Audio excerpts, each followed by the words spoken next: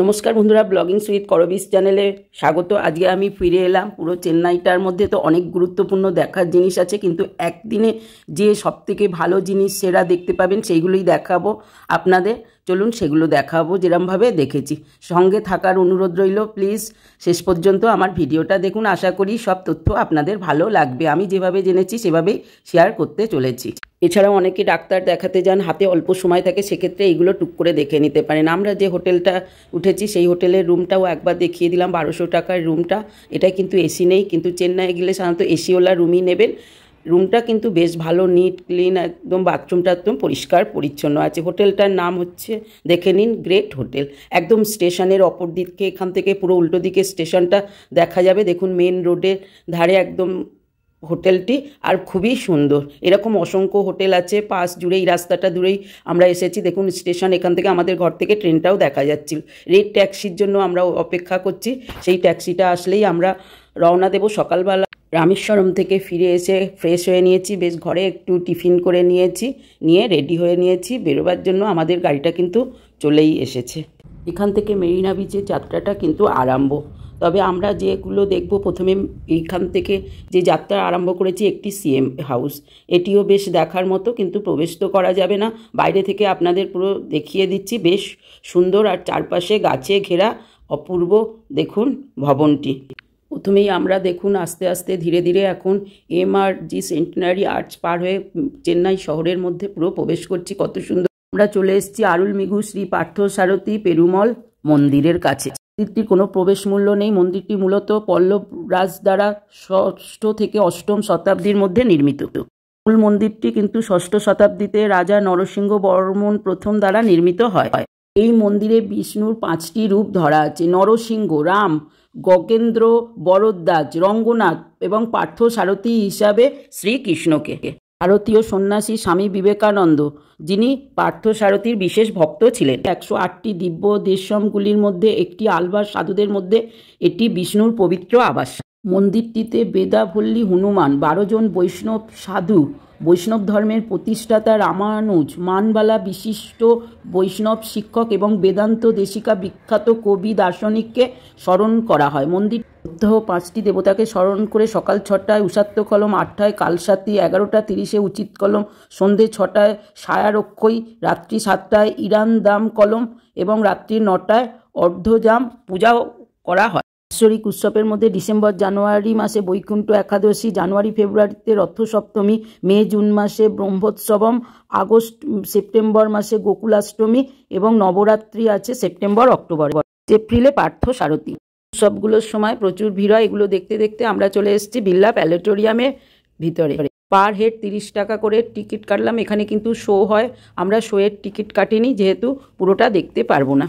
চলুন এবার প্ল্যানেটোরিয়ামের ভেতরটা যেরকম দেখবো সেরকমই আপনাদের দেখাবো। এখানে কিন্তু গরমটা সত্যি অন্যরকম, বেশ অস্বস্তিকর। তার মধ্যেই ঘুরে দেখলাম, তবে সিজনটা অফ থাকার জন্য বেশ সুন্দরভাবে সব কিছু ঘুরে দেখেছি। হাঁটতে হাঁটতে আমরা একদম প্ল্যানেটোরিয়ামের সামনে চলে এসেছি। কত বড় বিল্ডিং, সামনেটা দেখিয়ে দিলাম।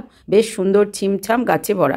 চেন্নাইতে অবস্থিত ভারতের একটি প্ল্যানেটোরিয়াম এটি, যা পেরিয়ার বিজ্ঞান ও প্রযুক্তি কেন্দ্র ক্যাম্পাসে কোট্টুরপুরমে অবস্থিত। 8টি গ্যালারি আছে: শরীর বিজ্ঞান, ইলেকট্রনিক্স ও যোগাযোগ শক্তি, জীবন বিজ্ঞান, উদ্ভাবন, পরিবহন, আন্তর্জাতিক পুতুল, শিশু এবং পদার্থ বিজ্ঞান। 500টিরও অধিক প্রদর্শনী দেখতে পাবেন এই স্থানে। বিভিন্ন দেখুন বিজ্ঞানীদের মূর্তিগুলো এরকম সুন্দর করে স্ট্যাচু আকারে সাজিয়ে রাখা আছে, কাঁচের ফ্রেমে বন্দি করে, যা বেশ অপূর্ব সুন্দর। তাই আসলে অবশ্যই এই প্ল্যানেটোরিয়ামটা দেখবেন, বা শিশুরা থাকলে দেখাবার চেষ্টা করবেন। এগুলো কিন্তু মেট্রো রেলেও আসা যায়। নানা রকমভাবে আসার কিন্তু বেশ সুবিধা আছে। দেখুন এগুলো বিজ্ঞান প্রযুক্তির নানা রকম যেগুলো আছে উদ্ভাবনী, কিভাবে আমি একটু টুকটাক করে আপনাদের দেখিয়ে দিচ্ছি। এটা একটি কাঁচের সাহায্যে দেখুন ইনফিনিটি ওয়াল, যেটা যার মধ্যে কাঁচ এমনভাবে সেট করা, বেশ গভীরভাবে অনেক দূর দেখতে পারবেন। এটা আমাদের ইন্ডিয়ান প্ল্যানেটোরিয়ামেও দেখতে পাবেন কলকাতায়, এটি আরেকটি দেখুন দ্রষ্টব্য স্থান। আমি যেগুলো সমস্ত কফিনবন্দি করেছি সেগুলোই দেখালাম। অনেকগুলো ফ্লোর আছে। এখান থেকে ট্রান্সপোর্ট গ্যালারিটাও দেখিয়ে দিচ্ছি। কত রকম ট্রান্সপোর্ট এর জিনিসপত্র, যেগুলো পুরনো গাড়ি, সাইকেল, যা লুপ্ত হয়ে গেছে, জাহাজ, সাবমেরিন, সমস্ত কিছু, এরোপ্লেনগুলো সব এখানে সেগুলোই সুন্দরভাবে সাজিয়ে রাখা আছে। ডেমোগুলো দেখুন, এত সুন্দর সুন্দর সমস্ত সাবমেরিনগুলো, জাহাজগুলো সমস্ত না দেখলে কিন্তু সত্যি মিস হয়ে যাবে। পুরনো সাইকেল কিভাবে পরিবর্তন হয়ে রিক্সা বা গাড়িগুলো বর্তমানে আধুনিক রূপ গ্রহণ করেছে। এটি রিচার্ড স্টিভেটিক লোকোমোটিভ, দেখতে পাচ্ছেন যন্ত্রাংশটা, এটি জর্জ স্টিফেনসন লোকোমোটিভ। সুতরাং এই সমস্ত যন্ত্রগুলো ডিজেল লোকোমোটিভ সমস্ত এখানে ডেমো করে রাখা আছে, যা আধুনিকতায় এখন পরিবর্তন হয়ে গেছে, কিন্তু পুরনোগুলো যত্ন সহকারে সমস্ত কিছু এখানে এলেই দেখতে পারবেন। হাই এয়ারফোর্সের যেগুলো দেখুন কীরকম কত সুন্দরভাবে রাখা আছে। শিশুদের জন্য এটি খুবই একটি জানার বিষয়। নানা রকম যন্ত্রপাতিগুলো এত যত্ন সহকারে সুন্দরভাবে রাখা আছে, দেখলে বিস্ময়ের সৃষ্টি হয়। আমরা ছোটোবেলায় ইতিহাসে পড়েছি মূল প্রযুক্তির উন্নতির প্রধান কারণ হচ্ছে চাকা। সেই চাকাকেই বিভিন্নভাবে পরিবর্তন হতে হতে আধুনিকতার মোড়কে বর্তমানে যেভাবে সচল হয়েছে পৃথিবী, সেইগুলোই চাকা সাহায্যে কত উন্নত থেকে উন্নত আকাশপথ, জলপথ, স্থলপথে সমস্ত একইভাবে পরিচালনা করছে এই চাকা। সেইগুলোই নানা রকম গাড়ির সাহায্যে কত পুরনো গাড়িগুলোকে পরিবর্তিত হয়ে নতুন গাড়িতে এসেছে। সবই যন্ত্রাংশপাতি সুন্দরভাবে প্রদর্শন করা হয়েছে, যা দেখলে অবাক থেকে অবাকতর হতে হয়। মিউজিয়ামটি যত ঘুরে দেখবেন ততই অবাক হবেন। এমনকি কিছু কিছু জিনিস হাতে দিয়ে স্পর্শ করেও পরীক্ষা নিরীক্ষা করতে পারেন। দেখুন, একটি প্লেনের অংশ, বিশাল আকারে পুরনো রিক্সা, সমস্ত কিছুই রাখা আছে যন্ত্রপাতিগুলো। আর কিন্তু পুরো বিড়লা প্ল্যানেটোরিয়ামের ভিতরের অংশ এসি। কিছু তথ্য না বললেই নয়, যেমন মহান শিল্পপতি বিএন বিড়লার স্মৃতিতে নির্মিত 1988 সালে উল্লেখ করা যেতে পারে। এটি ভারতের সর্বাধুনিক প্ল্যানেটোরিয়াম বলা হয়। এখানে রাত্রিক মহাকাশের মহাজাগতিক ঘটনাগুলি ভার্চুয়াল ভ্রমণের দ্বারা বিশেষভাবে প্রদর্শন করা হয়। এই ধরনের প্ল্যানেটোরিয়াম আছে কলকাতার এমপি বিড়লা প্ল্যানেটোরিয়াম, এছাড়া হায়দ্রাবাদ, তিরুচিরাপল্লী আর কোয়েম্বাটুরে আছে। প্ল্যানেটোরিয়ামটি কিন্তু 1988 সালে 11ই মে প্রতিষ্ঠিত হয় 4 নং গান্ধী মণ্ডপম রোডে।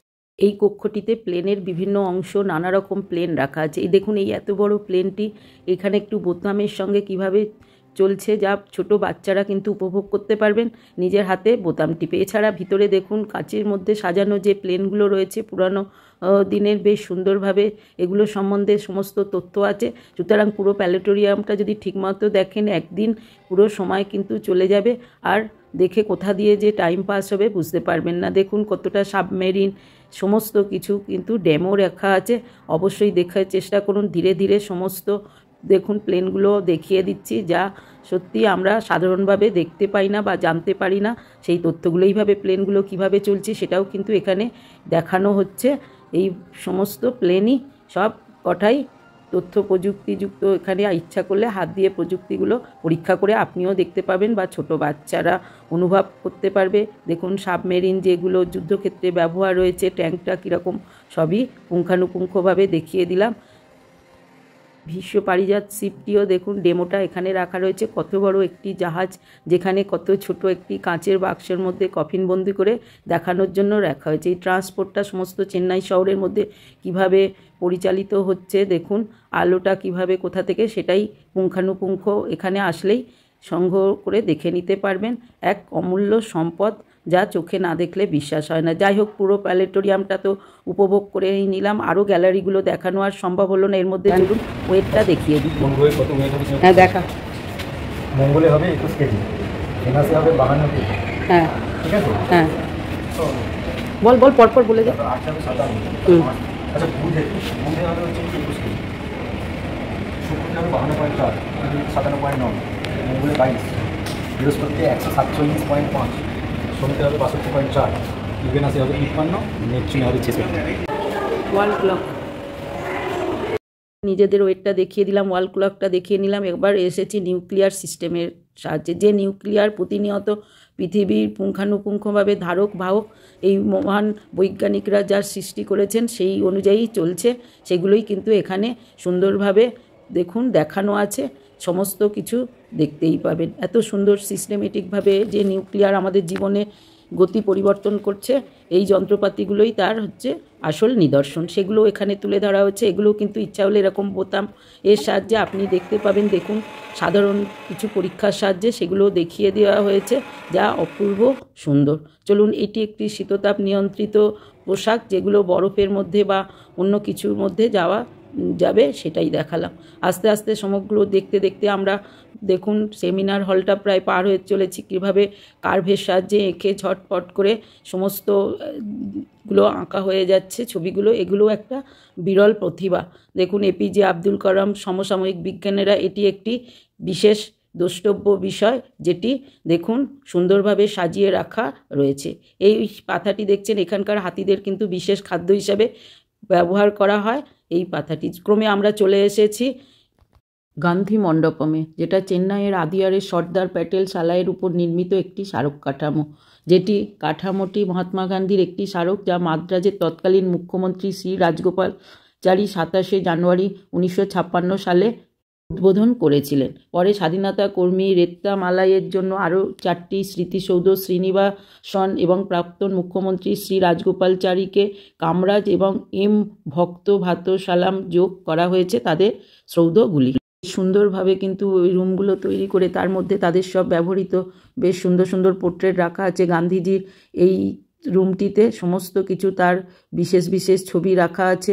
দেখুন সমস্ত স্ট্যাচুগুলো সুন্দরভাবে সাজানো। এটি তো এত সুন্দর কাঁচে নির্মিত, দেখলে চোখ ধাঁধিয়ে যাবে।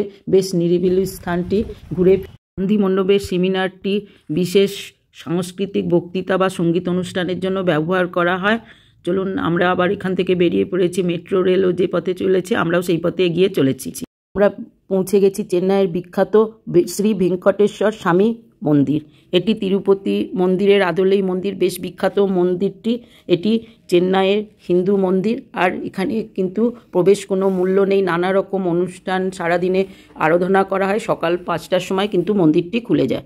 মন্দিরে ভেঙ্কটেশ্বর আলামেলু মাঙ্গার পুজো করা হয়, যেখানে হায়াগ্রীব, বরাহ, শ্রী রামার, শ্রীকৃষ্ণ, অন্ডাল, রঙ্গনাথ, লক্ষ্মী, শ্রীদেবী এবং ভূমি দেবী, ব্রহ্মা, রামানুজের ছবিও রয়েছে। এটি বেশ ছিমছাম, যখনই যাবেন প্রসাদ পাবেন। যাই হোক, এই মন্দিরটা দেখে নিলাম একদম রোডের বাইরে থেকে। আমি একটুখানি ক্যামেরা বন্দি করলাম, যেরকম দেখতে পেয়েছি আপনাদের দেখালাম। এটা অবশ্যই দেখবেন, বেশ খুবই সুন্দর। সুতরাং এইভাবে দেখতে দেখতে আমরা চলে এলাম গভর্নমেন্ট মিউজিয়াম। এগুলো কিন্তু বেশ কাছাকাছি অবস্থিত। চেন্নাইয়ে গভর্নমেন্ট মিউজিয়ামে প্রবেশ করতে গেলে 15 টাকা করে পার হেড টিকিট কাটতে হবে। এছাড়াও ক্যামেরা বা মোবাইলে বা যদি ফটোগ্রাফি করতে চান সেক্ষেত্রে 500 টাকার অধিক আপনাকে টিকিট কাটতে হবে। যাই হোক, এখন আমরা চলে এসেছি মিউজিয়ামটা। চারিদিকটা ঘুরে দেখছি, বিশাল এলাকা নিয়ে মিউজিয়ামটি গঠিত, যা সত্যি না দেখলে বিশ্বাস হয় না। যেখানেই যান, যদি সময় থাকে মিউজিয়ামটা অবশ্যই দেখে নেবেন।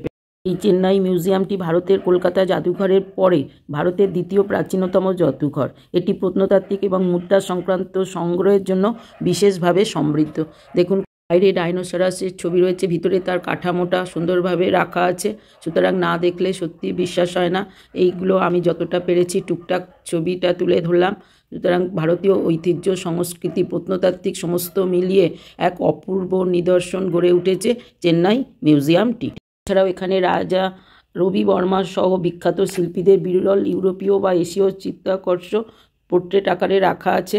আরও প্রচুর ব্রোঞ্জের মূর্তি আছে, যেগুলো না দেখলে মিস হয়ে যাবে। অবশ্যই দেখবেন। এইভাবে দেখতে দেখতে আমরা ক্রমে চলে এলাম বাইরে। বেশ সুন্দরভাবে মিউজিয়ামটা কিন্তু দেখতে পেয়েছি। সাধারণত মিউজিয়ামটা রোজই খোলা, কেবলমাত্র গভর্নমেন্টের ছুটির দিনেই বন্ধ থাকে। খনন করে যে সমস্ত প্রত্নতাত্ত্বিক বিরল নিদর্শন আছে সেগুলো সব এখানে রাখা আছে। জৈন মূর্তি, বুদ্ধ মূর্তি, কৃষ্ণের নানা রকমের বিশাল সম্ভার নিয়ে দেখলে চোখ ফেরাতে পারবেন না। অনেকগুলো গ্যালারি, এর সঙ্গে থিয়েটার হলটি তো বিশেষভাবে উল্লেখযোগ্য। যাই হোক, এইভাবে সমস্ত কিছু দেখার পরে আমরা ফিরে চলে এলাম চেন্নাই শহরের মধ্যে দিয়ে। আস্তে আস্তে আমাদের বেশ অনেকটাই সময় চলে গেছে, অল্প সময় অনেকটাই দেখে নিয়েছি। আমাদের কিন্তু গাড়ি ভাড়া লেগেছে মাত্র 700 টাকা এত কিছু দেখার পরে। তবে চেন্নাই একটু ভীষণ রাস্তায় জ্যাম থাকে। দেখুন আমরা স্টেশনের পাশ দিয়ে চলে এসেছি। এখন আমাদের উদ্দেশ্য আহার করতে যাওয়া দুপুরবেলা। এর জন্য আমরা দেখুন আমাদের হোটেলের পাশ দিয়ে ভেতরেই গলি দিয়ে হাঁটতে হাঁটতে চলে এসেছি বাংলা যে হোটেল দেখে, সেই হোটেলটাই দেখুন, হোটেল বাংলাই হোটেলটার নাম। চলুন ভেতরে প্রবেশ করি। এখানে এখন ঘড়িতে 3:30 মতো বাজে। কি কি খাবার আছে সবই দেওয়া আছে, আর ফোন নাম্বারটাও এখানে দেওয়া আছে, যোগাযোগ করে নিতে পারেন। যা খাবেন দেখুন আমাদের থালিটা রেডি, বেশ পরিপাটি করে বাঙালি হিসেবেই সাজিয়ে দেওয়া। আর খিদের সময় তো এখন অমৃত। কদিন আমাদের ঠিকমতো আহারটা তো হয়নি, বুঝতেই পাচ্ছেন। দেখুন ডাল, ফুলকপির তরকারি, ঢ্যাঁড়সের তরকারি। আমরা তো চিকেন নিয়ে নিই, মাছ নিয়েছি, আমাদের ছেলেরা নিয়েছে চিকেন। সব মিলিয়ে আমাদের খাবারের টোটাল থালি পড়েছে 480 টাকা, 120 টাকা করে প্লেট। সুতরাং এইভাবেই আমরা দুপুরের আহারটা কমপ্লিট করে নিলাম। হোটেলে ফিরে 8 ঘন্টা রেস্ট নিয়ে আমরা চলে এসেছি মেরিনা বিচ দেখতে। এখানে অসংখ্য দ্রষ্টব্য স্থানের মধ্যে আছে Kapileshwar temple, Saibaba temple, Vivekananda Illam, gallery, ভেড়া, স্নেক মিউজিয়াম, আর আছে চার্চ। সুতরাং এত কিছু দেখা একদিনের সম্ভব না, এগুলো দেখতে গেলে আর একদিন সময় লাগবে। এই মেরিনা বিচের কাছেই আছে কিন্তু নেপিয়ার ব্রিজ, আন্না মেমোরিয়াল, এমজিআর মেমোরিয়াল। সুতরাং মেরিনা সমুদ্র সৈকতটি বঙ্গোপসাগর বরাবর তামিলনাড়ু রাজ্যের চেন্নাই শহরের সৈকতটি উত্তরে সেন্ট জর্জ দুর্গ থেকে দক্ষিণে ফোরশোর স্টেট পর্যন্ত বিস্তৃত, মোট দৈর্ঘ্য 6 কিমি। দেশের দীর্ঘতম প্রাকৃতিক সমুদ্র সৈকত এটি। আন্না মেমোরিয়ালটি আমরা এখন দেখতে এসেছি, যেভাবে দেখব চলুন সেইভাবে আপনাদের আমরা দেখাবো। এখন বেশ বিকেল বিকেল হয়ে গেছে, এইবার সমস্ত অংশটা ঘুরে দেখাবার চেষ্টা করব, চলুন আমার সঙ্গে থাকুন।